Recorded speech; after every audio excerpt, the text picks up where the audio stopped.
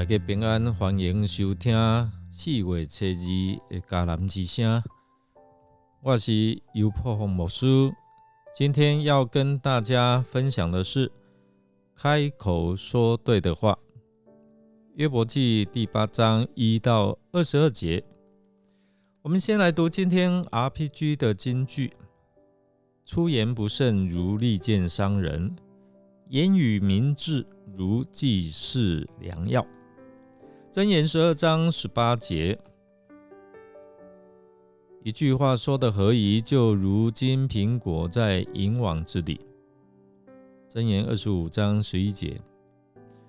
今天的金句也告诉我们说，如果你说不对的话，好像利剑在伤人；你如果说对的话，就好像良药一样。当朋友或者是亲人受苦的时候，我们应该说什么话呢？如何才能够鼓励和帮助，而非伤害他们？要用什么样的方式来陪伴他们，才能够帮助他们一起来度过难关呢？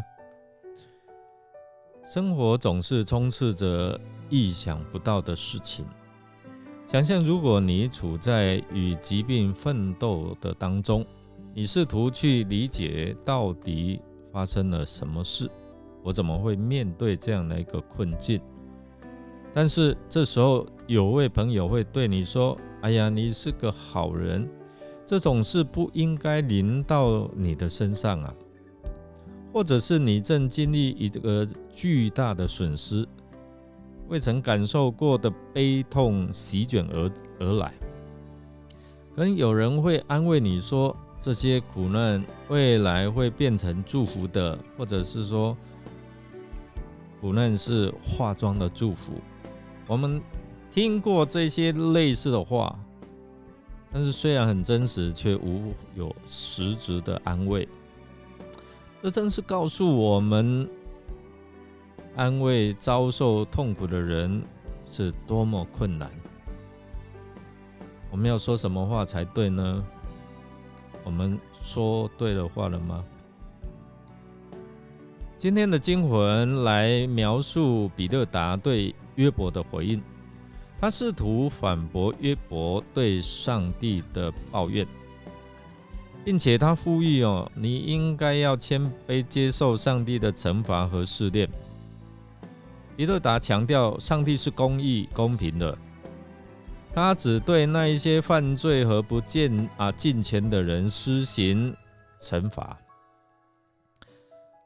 而约伯，我们知道他明显不是其中的这样的人。比勒达鼓励约伯要谦卑接受他所面对的考验，因为这是上帝对他的爱和信任的证明。同时呢，他也应该相信上帝是有智慧和恩典来帮助他克服这些困难的。比勒达说到，如果约伯真的有罪，他应该要悔改，因为上帝愿意饶恕那些悔改的人，而不是惩罚他们。总体来说，比勒达的回应强调上帝的公义和慈爱，以及人应该谦卑来接受试炼和悔改的重要性。但是我们看约伯记第8章对我们生活在现代人有什么样的提醒？我们需要去接受这样的一个考验吗？生活当中可能会遇到一些的困难，就好像耶稣说，你们在世上有苦难，但是在我有平安，所以这是无法避免的。和约伯一样，我们应该谦卑地接受这一些的考验，相信上帝有智慧和恩典来帮助我们克服这些困难。第二个，我们也从这一些的经文提醒我们要保持谦卑。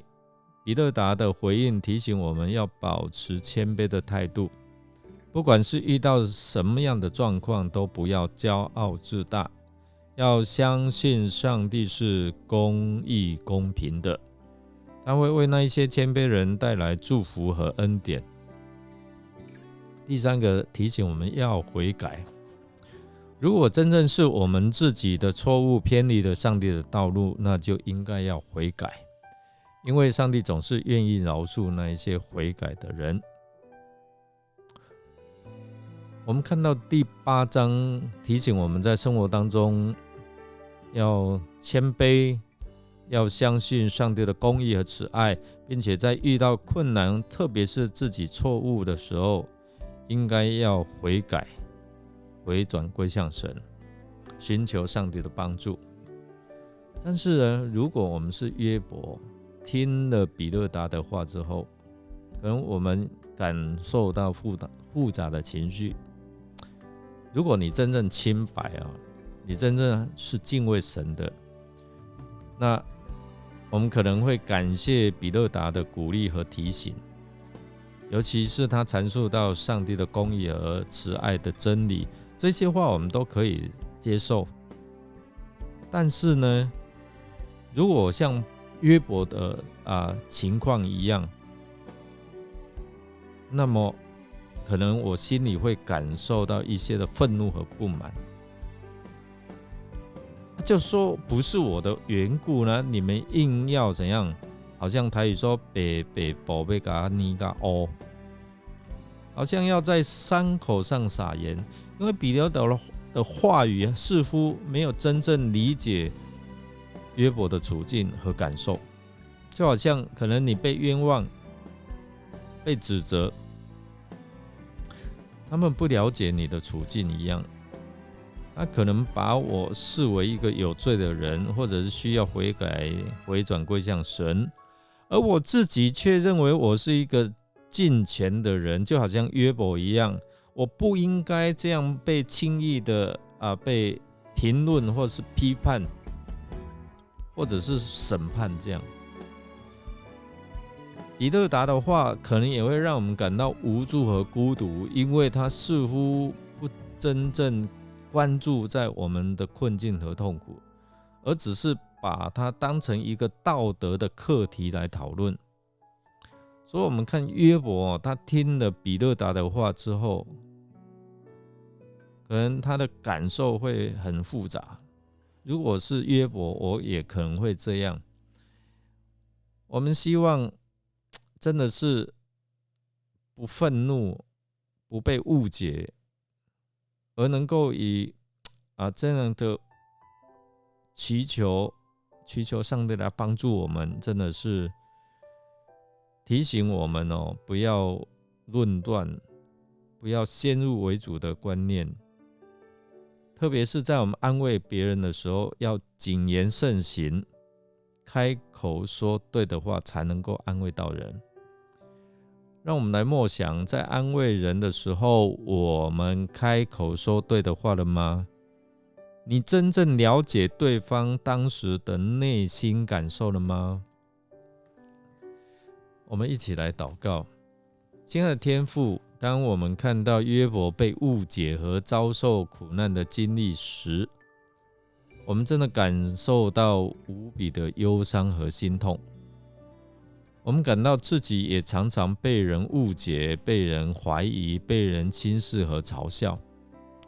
在这样的时刻，我们真的要寻求你帮助我们，安慰我们，成为我们的力量。主啊，求你帮助我们在安慰人的时候能够说对的话，是他需要的，让我们的话语能够带给他们平安、安慰和力量。求你帮助我们在安慰人的时刻，能够真正成为你的器皿，传递你的慈爱和恩典，也让我们明白，在这个世界上，只有你的慈爱和恩典才能够真正改变人们的心灵和他们的命运。我们这样祷告，是奉靠主耶稣基督的圣名求，阿们。感谢您的收听，如果您喜欢我们的节目，欢迎订阅与人分享。我是尤伯牧师，祝福您平安健康，也随时预备好让主大大使用，可以成为安慰人的管道，使人因你得福。我们下次再见哦。